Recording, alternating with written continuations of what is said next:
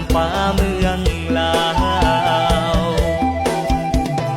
หรือมนต์พญานาคชักพาให้มาไกลอบอุ่นใจสองเฮาคงเป็นพยานใจฮักใจบ่มีเท่าฮักสาวลาวแก้มแดง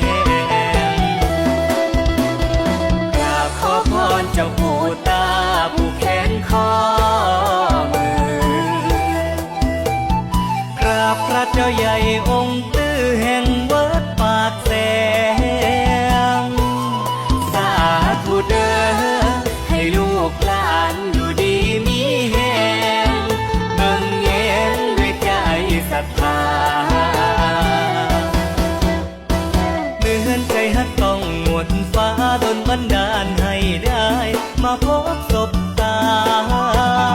ฮักจึงบ่เว้าเล่นฮักตั้งแต่เห็นหน้าหวังวิวาข